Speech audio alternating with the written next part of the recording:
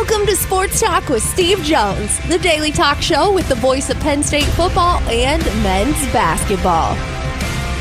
You never know what special guest may stop on by any given day. Now here's the man of the hour, Mr. Steve Jones. Great to be with you.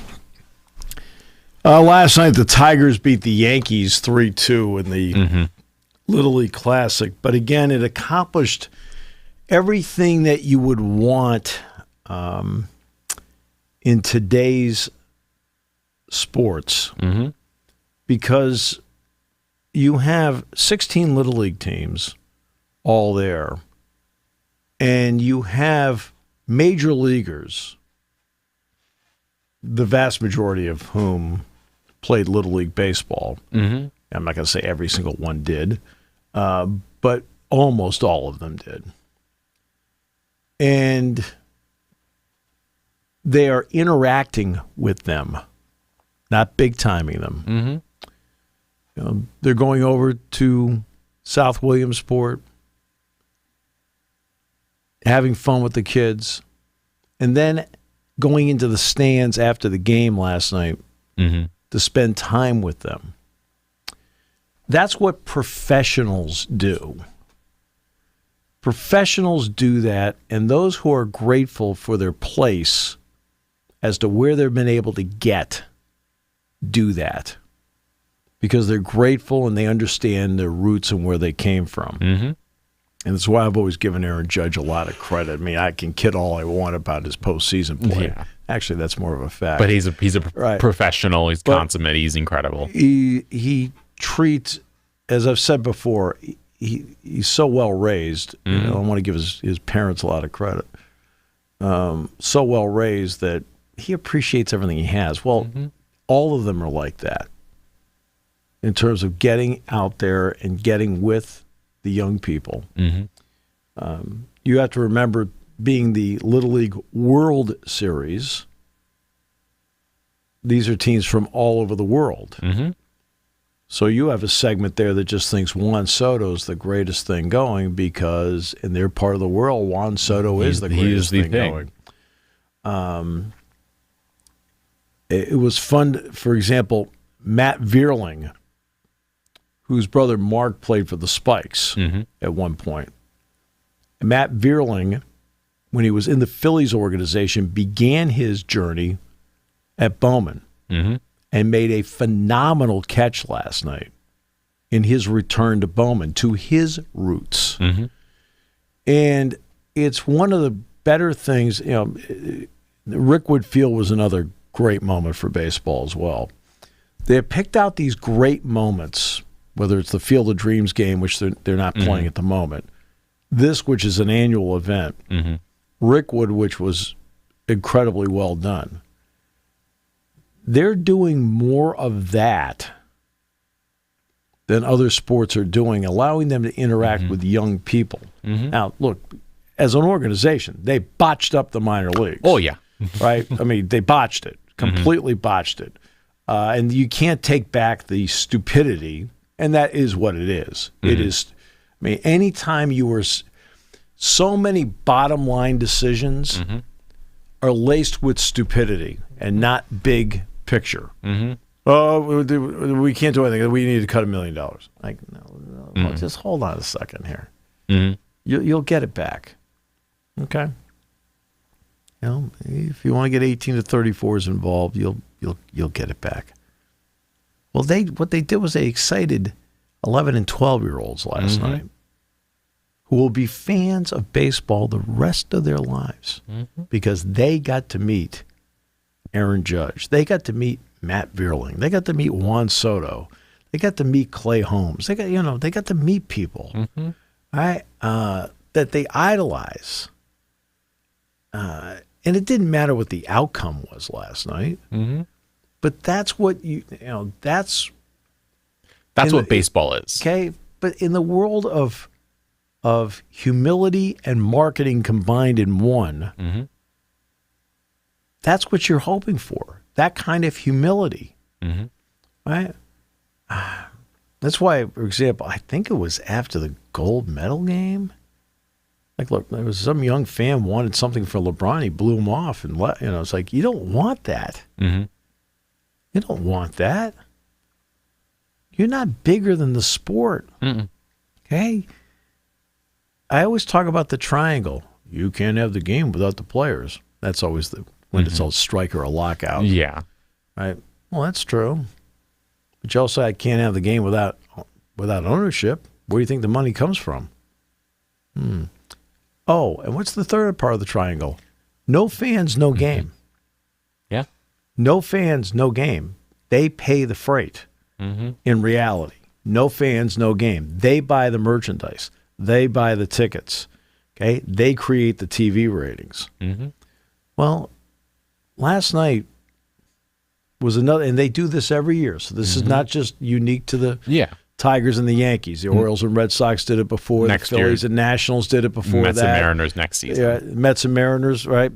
The Pirates have been up there. The Cubs have been there. Mm-hmm. And it's just a great connection between young people and people they idolize who they find out are just really nice people. Mm-hmm. Like, there's not a single little leaguer that has ever walked away from this weekend or this game and didn't sit there and go, oh, man, this is the most unbelievable. Mm-hmm. I mean, when Anthony Rizzo was with the Cubs, he's sliding down the hill with the kids. Mm-hmm. Like, come on. You can't put a price on that. Yeah.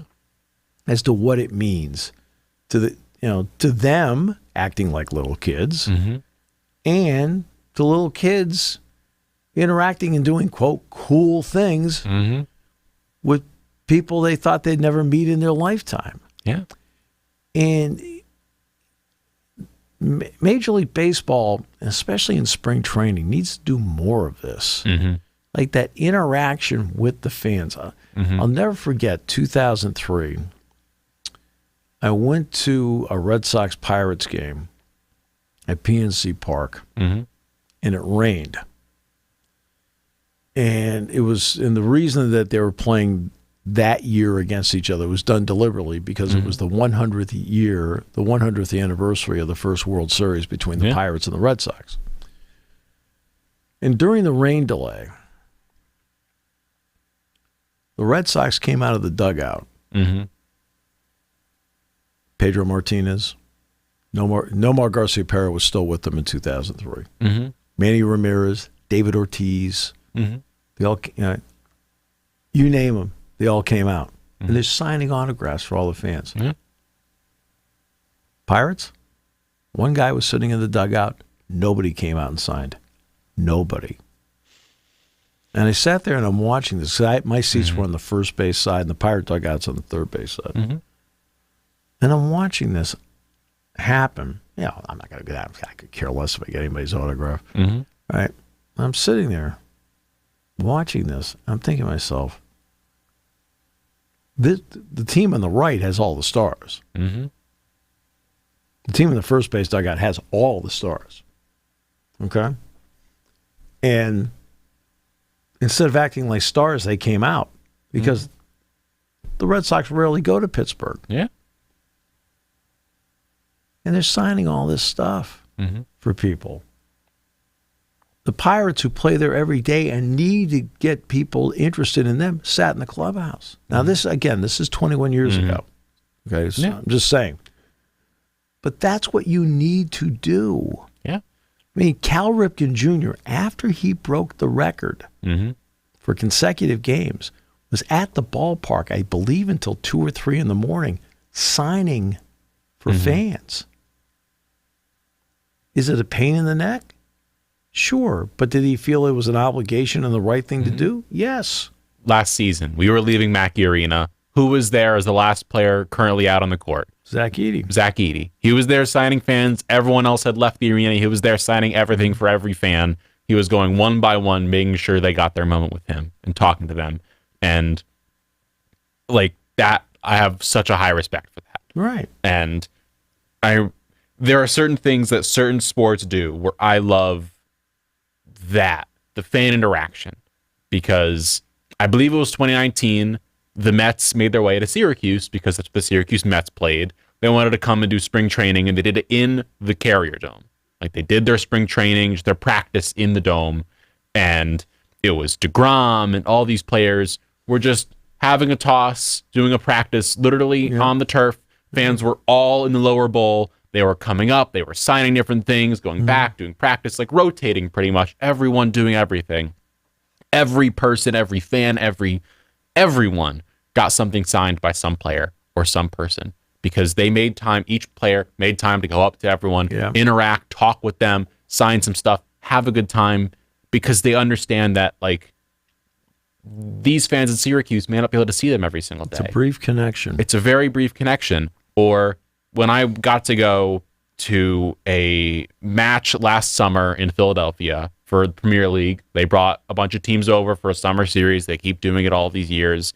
One of the best things they do is they literally set up a tent for every single team, and they had 2 to 5 players and their mascots rotating in and out of there so you can come and meet the players.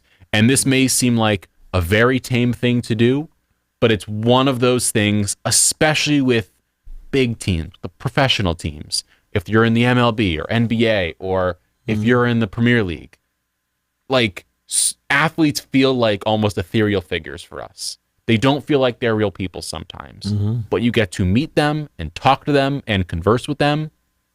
And it is a memory. Like, I can remember I was 23 years old and I met a kid who was about my age, Alex Isak. He is 6'5". I got to high five him and he is humongous. Yep. And I love watching him play. And I got to meet him and all of a sudden I'm like, I am rooting for him now. Yep. Does he play for my team? No, he doesn't. But he took the time to come out, and is it an obligation for players to do some of these things? Yes. But, like, he wasn't there pouting, being like, I don't want to be here. Yep. This is one of the brightest stars in the world, and he's sitting here in Philadelphia, Pennsylvania, meeting and talking to Kyle Leff. Like, that's right. It's just one of those things that goes the longest way. And as you said, seeing these players, seeing Aaron Judge, seeing Jazz Chisholm, all these guys in Williamsport, meeting with, hanging out with all these kids from all these different nations, all these different states, every single part of the world. Like, it means so much to these kids. And they're the ones who are going to continue playing, continue watching, and spread the game more. Right. Like, I'm always going to root on Jazz Chisholm for what he's done, for Aaron Judge, for Alexander Isak, for Douglas Luiz, all these players. I'm going to root them on because it means something to come meet the fans, to talk to them, to hang out with them, to sign their gear, even if just to have a conversation for 2 minutes. How's your day going? It means the world to people. And so it's I think the coming for the League World Series is the best thing the MLB or pretty much any sport does for fans and just for the good of the game. It's not to make money. Nope. It is for the good of the game. It is for everyone who loves baseball. That is where baseball love is in Williamsport at Bowman Field, and that was just awesome. They did a great job with it, and I give them a lot of credit for the great job they did do with it. Again, but that's what athletes have to understand, that they are idolized by people who want to. Now, obviously, there are stalkers in the world. I mean, but enough of Jason Lord. What? Continue. Jerry Rice, like, what's he doing back there again? Like, Joe Montana, why is he there? Just, it doesn't stop. But as you were saying. But this is what, I've told the Larry Bird story 1,000 times about, playing back and told not to play, and he plays the game anyway. And he says, hey, look, there are fans up in the upper deck that paid money to watch me play. He says, this might be the only game they go to all year. I owe it to them.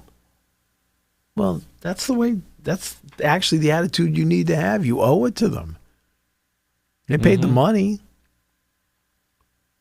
Yeah. Right. It's like, I think about that father and son 2 years ago in Cleveland. When I went to see Steph play, see the Warriors play. Yep, want to see Steph Curry play, and it's up. Steve Carell, I had to do it. No, Steve, actually, you didn't have to do it. Mm-hmm. Right? It's there are 82 work days in the year. Mm-hmm. Okay, not 260 like the guy in the upper deck. Yeah, with his son, who's got to work 260, 270 days a year, as opposed to 82. Yeah. it's like no, you could have played him, could have held him out at home. Mm-hmm. They get to see him all the time. Yeah, but it's like I mean, look, you're hurt. I mean, I know that I do know. But as I've said 1,000 times, I understand the difference between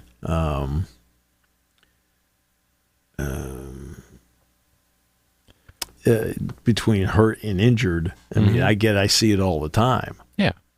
But this is an off day for Penn State football. This is also the transition week. This is the week where players initially find out where they are, who's on the travel squad at the moment. Now, final decisions will be made next week on that. There's usually the last 5 or 6 spots, right? But who's on the developmental squad, which means that you're running West Virginia's plays. Who's on the developmental squad? They're finding that out today. Now, we're kind of at that point. The season's pretty much here. Like, it is week 0. Florida State, Georgia Tech are going to be playing in Dublin this coming Saturday in less than a week's time. So college football is back for all intents and purposes. Yes. And when it comes to Penn State, to their players, of course, you mentioned that West Virginia is the first game. It is going to be on the road in Morgantown week 1. I know we've lightly talked about them all summer long because, of course, there's only so much you can learn from watching practices and watching all these things. But out of players you've seen so far this summer, you've had a lot of time to be around them, watch these things go down. Are there any players you are intrigued by this season, whether good, whether bad, whether you've seen some you're like, this dude could be a guy. He could be the person you want him to be, whether he's a freshman or he's a 5th-year senior. What have you seen? Well, I mean, there's certain guys that have stepped up and you wanted to see natural improvement and have. I think Nick Dawkins being a captain and a center is something that he earned. He's earned that respect from everybody. The young tight ends have had an opportunity, and Andrew Rapplier and Luke Reynolds have stepped up and played very well. I would also like to point out that Joey Schlaffer is so much better than 2 years ago and so much better than last year. I just want to throw his name out there so people know that, hey, look, is he going to be a name that's on the tip of your tongue? No, but you know what? He's gotten way better. Yeah. I think that Anthony Ivey is a young player, along with Tyseer Denmark. Tyler Johnson's been good too, but Anthony Ivey, Tyseer Denmark, a couple of young players there. The running backs, Quentin Martin and Cam Wallace, have been very good when they've been out there. I think Corey Smith, by the way, is a really good prospect. He first 10 days kind of felt like his head was on a swivel. He's getting much better as time goes. Let's see. Cooper Cousins, obviously. I think people have talked about him as a true freshman. Yikes, he is good. A guy I haven't mentioned, and I need to mention him a couple more times, is Javen Williams. I think he's gotten better. He's not going to start. And Chimdi Ono has gotten better too, and nobody's really talked about him, but he's better in a year than he was before. Defensively, I'm glad Alonzo Ford's getting a little recognition because he got hurt in the first day of camp last year, and he did nothing but rehab. And now he's out there, and he looks like he's a productive player. Because Thomas and Durant and Izzard and Beeman are all established names. And then, he's sitting there and he's better. Smith Vilbert is a guy that has been out. And now he's getting an opportunity to play, and, he's really going to help them. We all know that, what Rojas and King, and I think to a point DeLuca can do. People developed a perception early on about Tyler Elsdon, and sometimes it's hard to shake perception, but he had himself a really good camp, and so did Tamir Robinson. Winston's just a terrific player. No getting around that. Reed is a terrific player. Wheatley is. Some of the young guys that have stepped up, like a DeJuan Lane, is certainly somebody like, hey, not a bad player. And that helps because you're looking to get that fourth and fifth safety back there. They've got 7 corners. I mean, that all can play. I mean, A.J. Harris has got a real burst to him. Kimber's a good player. Cam Miller's had a terrific camp. Those are just some of the guys. I mean, Riley Thompson's just belting the ball on punts. Wosu on kickoffs. Dazansky's reliable as the snapper. I think they've got what they think is going to be who the kicker is. I think they've got that part. I think it's pretty close. I mean, it doesn't mean he can't. Let me put it this way. A year ago this time, Alex Falcons was going to be the kicker. And then Alex hit a slump. And so Sanders Sahadic ended up being the kicker for the first game against West Virginia and then got replaced by Falcons, and Alex never let it go.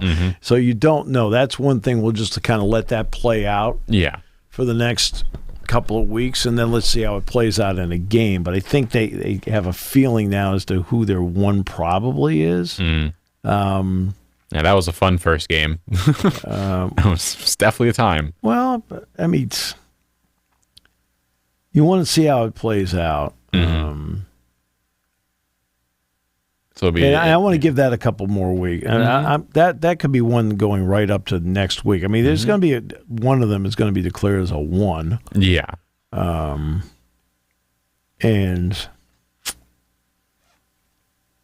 So like I said, I didn't say which guy I think it is. Yeah, but there's going to be someone is going to be the 1, someone's going to be the 2. That's kind of what you've. It'll be a 1, 2, 3. Yeah, because there's 3 of them there. And going into this season, so we'd kind of discussed what we'd seen out of players so far. Is there a player you are most excited for this year to watch, whether it be a change of position, a player who in the system you can see from all the new guys, because 2 new coordinators, it's going to be an interesting year. Is there a guy who you think is going to thrive in the systems that are now in place here at Penn State with Andy Kotelnicki, Tom Allen? Is there a player like an Abdul Carter who I now know is going to be on the D-line? Carter is one guy that you have to account for in every play. I think Tony Rojas has a chance to really be good, especially the fact that Kobe King's really good. So you don't have, you've got to be able to do that. And Winston is another guy. Both quarterbacks thrive in this system. That works out well. Warren works well in this system. Warren's a special player. I mean, Trey Wallace, Liam Clifford. And those guys have embraced what has gone on, and they've made themselves better throughout the whole process. I mean, James will talk about this later. I don't know which day he's got. I didn't really see He's got it. media at some point. At some point this week, they've got something where they'll be able to, I don't know if they're going to see practice or not, but I would say that, there will be a day this week. I just don't know which day it is. My guess is Wednesday, but it's only a guess. Yeah. But it'll be a very fun season, a fun time to watch. And, of course, starts officially for Penn State now. But everything is different. There's a 12-team playoff. Different. It's an 18-team Big Ten. Different. No divisions in the Big Ten. Different.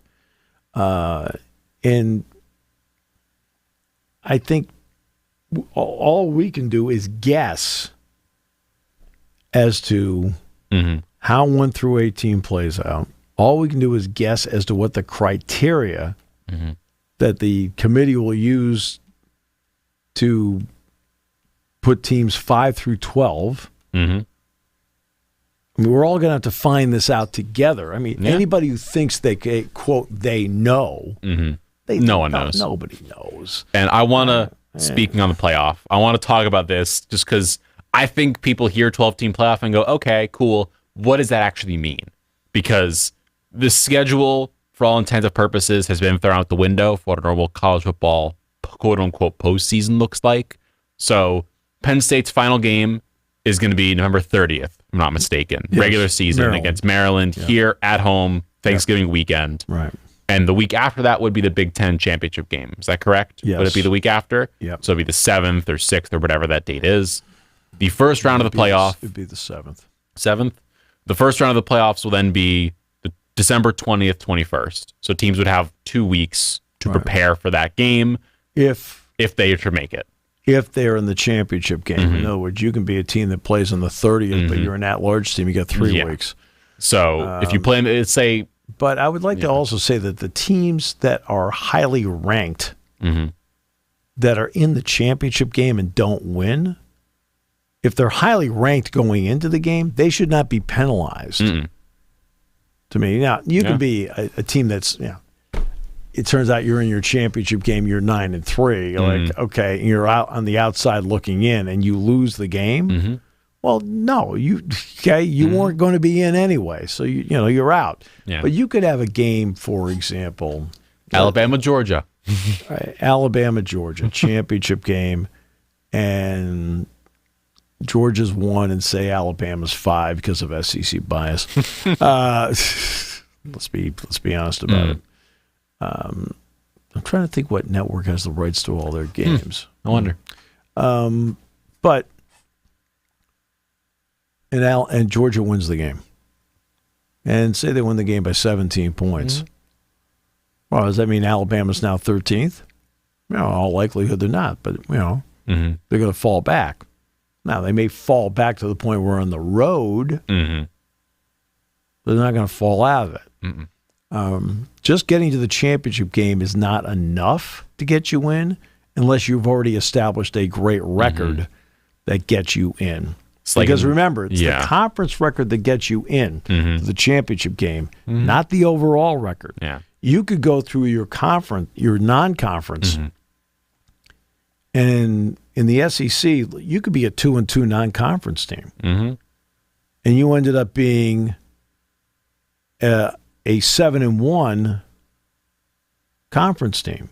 Well, you're 9-3, and you lose the championship game. You're 9-4. You're not in. Okay, you're not in. Yeah, simple as that. You could go 2-2 non-conference in the SEC, go 7-1 in the conference, lose the title game. Guess what? You're 9-4. You're not in.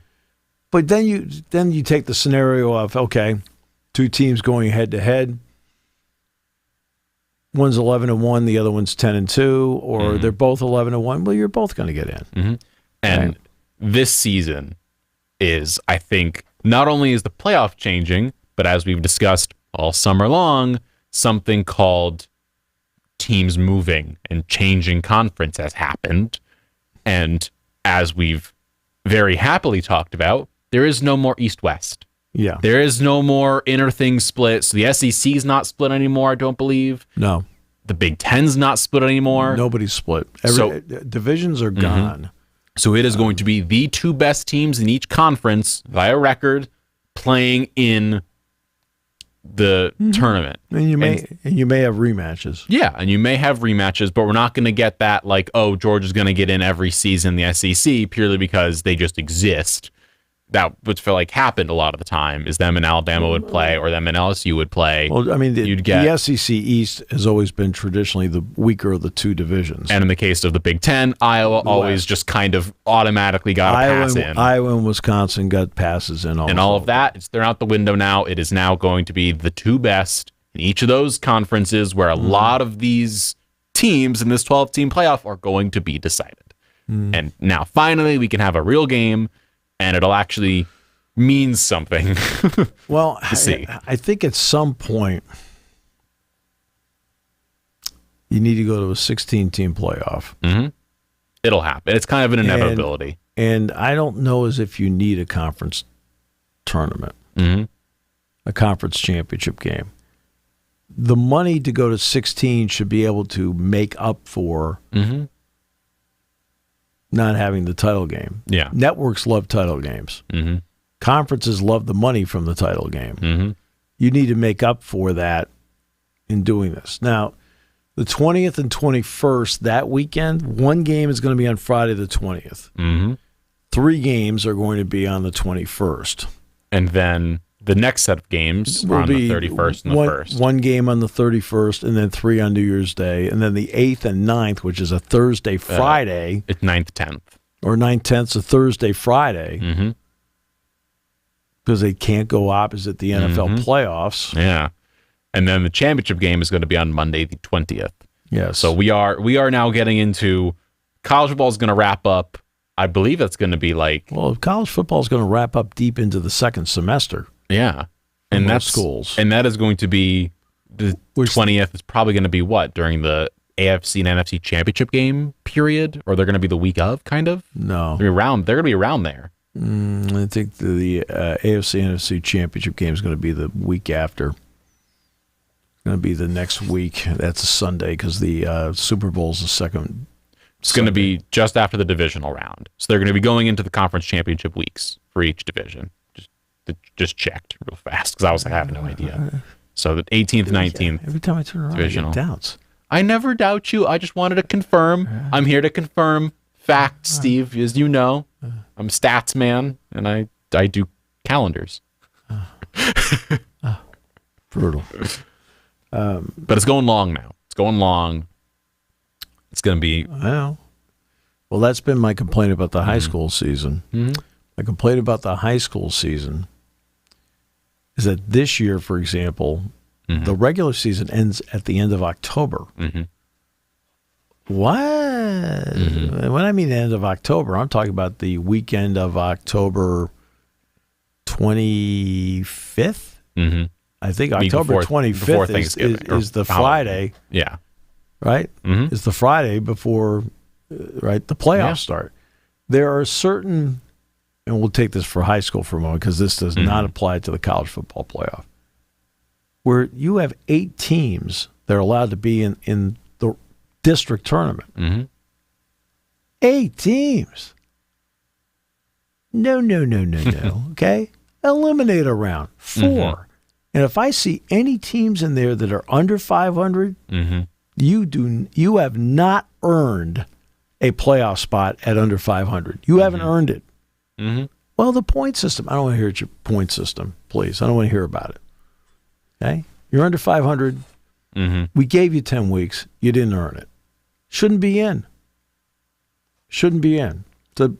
But the problem is, the reason they're ending so early is because the playoffs take so long. Yeah.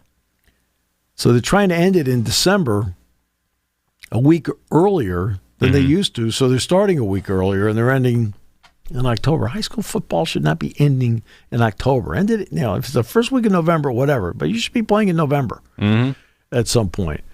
College football, there's no doubt about the length of the season. Right? So we have week 0 coming up.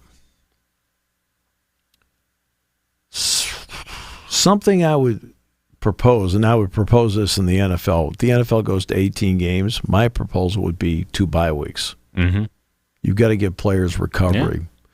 Right? If it's 18 weeks, 2 bye. I know that extends it, but you're already knocking off one preseason game anyway. Yeah. Right? I think college football needs to consider maybe this is the year of the 2 bye weeks because of the 14. Maybe they ought to consider 2 bye weeks in college football too. Because look, you get beat up during the course of the year. Like Penn State, how many games are on their schedule this regular season? 12. 12. All right. Okay, they played 12 games. Let's say they get to the championship game. It's another one.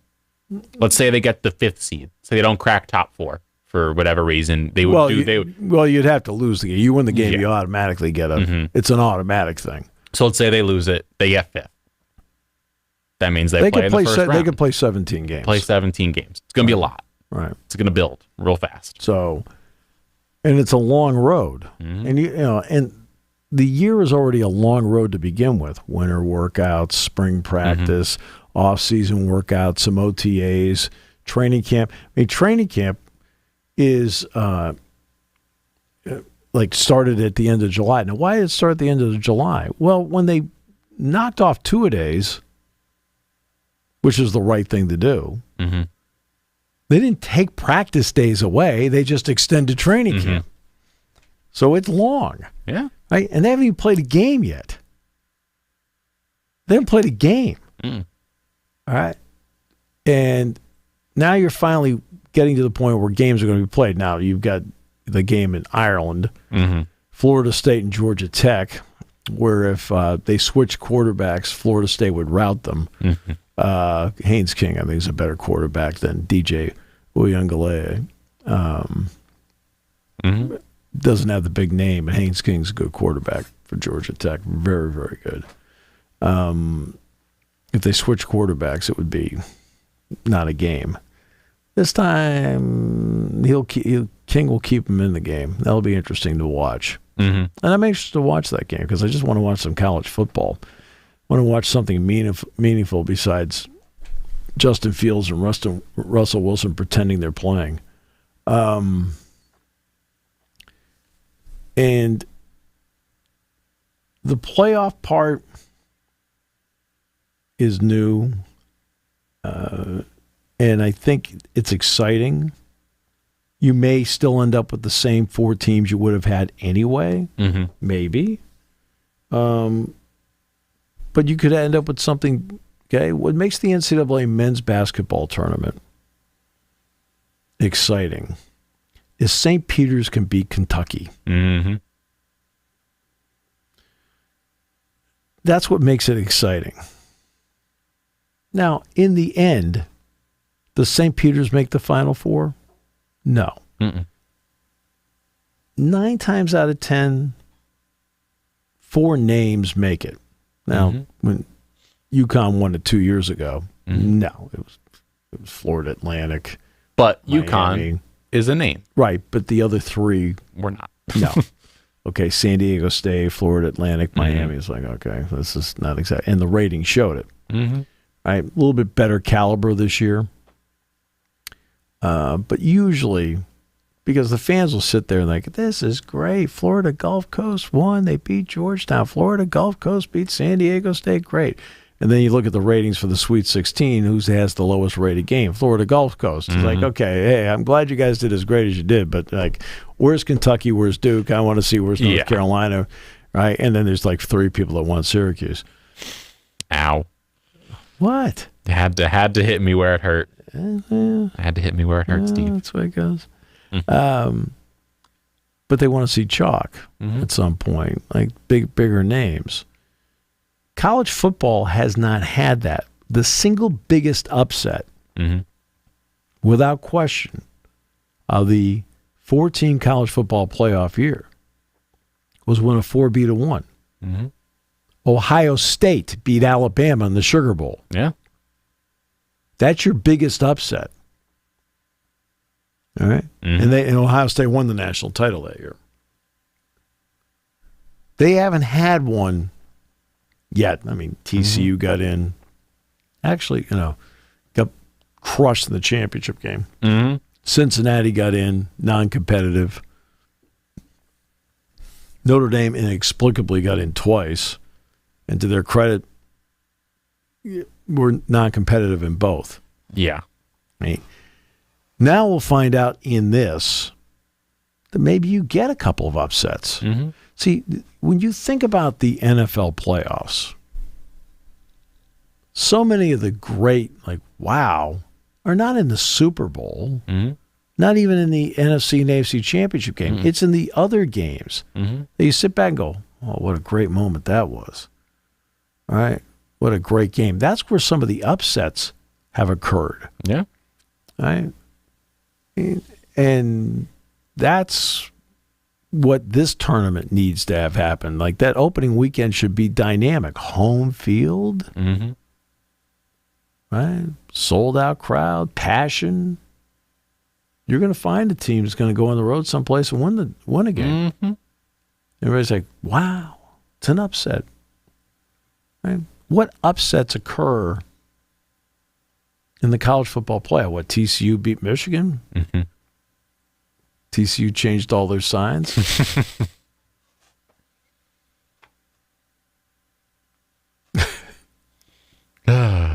You heard about that story, right? I told you that story. They were told TCU didn't believe them. So they'd sign in the first play. And I guess they told their offense, no matter what we do after that, we are running that play. And they sent a whole bunch of dummy signals in, which happened to be the old signals. And Michigan gave up, 45 points? That guy's now a defensive coordinator at a Detroit high school? Connor Stallions. Really? Yeah. That was some fun news this weekend. Yeah. Well, at least he's got a job. It's fine. It's not like the Chargers hired him. Yeah. By the way, Colt McCoy. He officially retired, if I'm not mistaken, and is now going to the TV. NBC.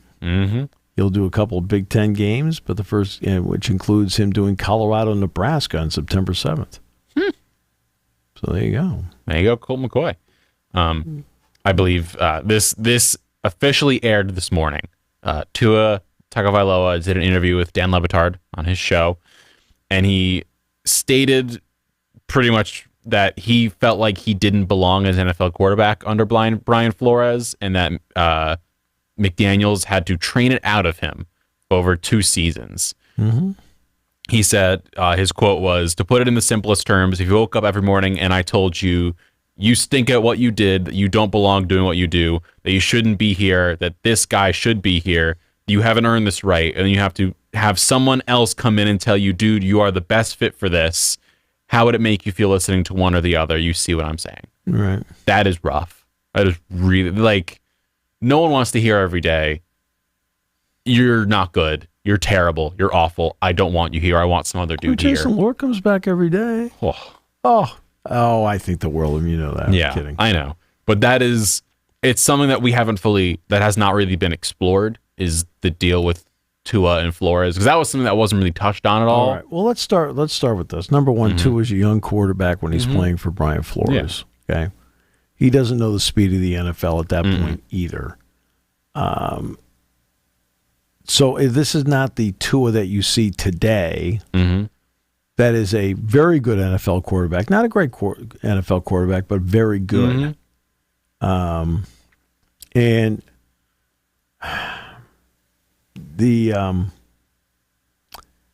so it's all about the time in his life.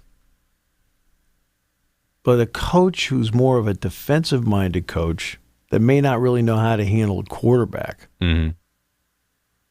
As opposed to McDaniels, I mean, Mike knows how to handle quarterbacks. I mean, that's been his deal the entire time. As you know, he does that. But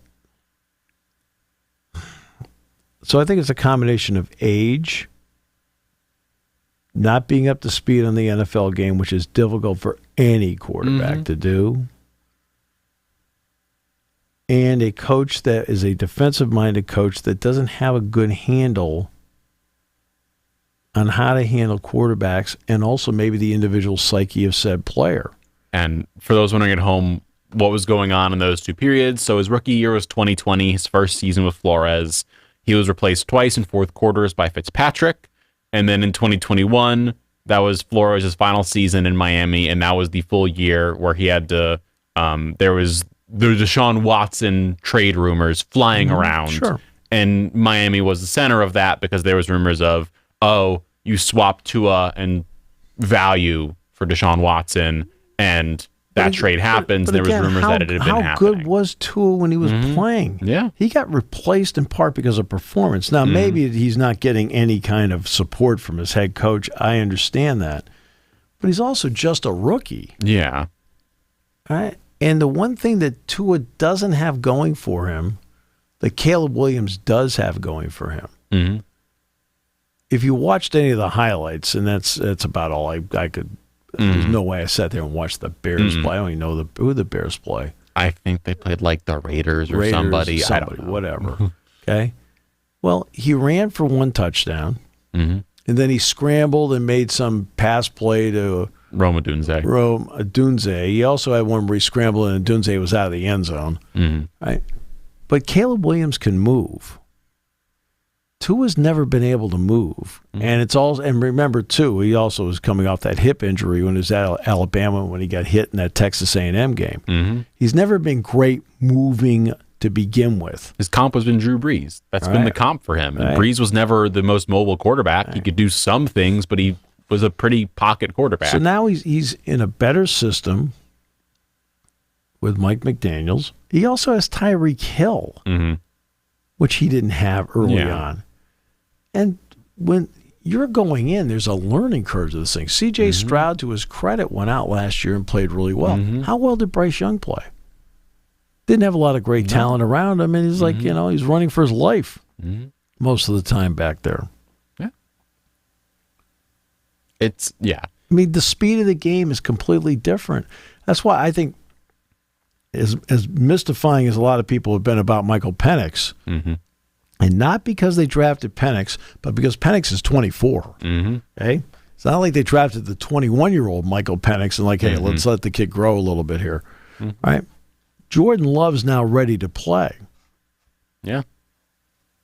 He's ready to play. Aaron Rodgers needed a couple of years. They got him up to speed. Yeah.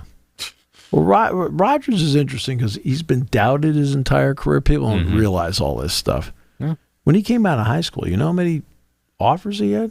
None or one? 0. Yeah. He went to JUCO. He went to a junior college. He went to Butte Junior College. Like, and then all of a sudden he gets to Cal. And he's supposed to be the first overall pick. He falls all the way back into the 20s. Now he's behind Brett Favre. Right?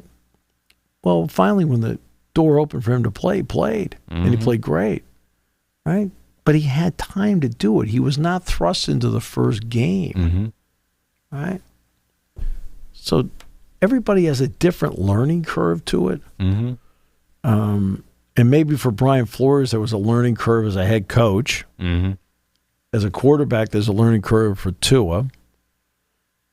And in the end, Tua's maturity, because the speed of the game got slower for him, combined with Mike McDaniels. Oh, and by the way, the acquisition of Tyreek Hill and the drafting of Jalen Waddle. Yeah.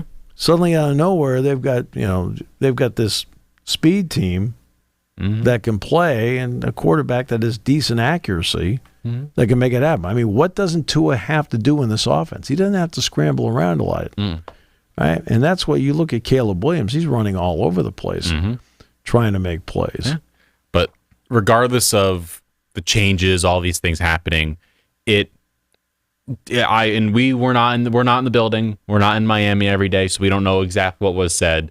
If this is the case of what was being talked about and discussed in terms of like if Flores was going up, like was telling Tua like you're not good enough or all of these things, as you said, he's a rookie. He is a he was 21 years old. Right. That's not how you don't tell a 21-year-old that. That's not how you handle it. No. Right? You just go up to him and say, look, you're getting better here, here, and here, but we're going to go with him because we think right now in terms of speed of the game, he can handle it better than you can. Eventually you'll be able to handle it, but we want to give you a chance to watch how he does things. Right? You can do things like that. Talk to him about it. But you don't go up and tell, I mean, despite what you and I say to Jason every day, you don't go up there and say, look, you stink, man. No. You wouldn't go up to a 21-year-old and you wouldn't go up to a college student and say, you're terrible. You don't do that. You don't. I don't do that in class. And Yeah. I've told that in class. I said, I'm not going to tell you you're bad or should get out or anything like that. I'm going to tell you how to get better. Yeah. So be constructive. Right. And just as a PSA to everyone out there, like, if you're in that spot where Flores was and you've got a Tua, be constructive, as you just said, Steve. Like, be constructive, give advice, feedback on what to improve on. Not be like, you're bad. No, you're not doing this well. Now, if you're dealing with a bad person, and there's some people who are just bad people, you can be blunt with them. Because guess what? They're not helping anybody at that point. If you're a bad teammate, you have bad off-the-field stuff, you can't coddle that person. You can't. No. Agreed. And we've got a long week ahead of us of discussing college football and craziness that goes on in the sports world. Thank you for listening to Sports Talk with Steve Jones, a 7 Mountain Media production. Come back at 11 every weekday for analysis of the latest happening in the sports landscape. From college football to European soccer, Steve and Kyle cover it all on Sports Talk.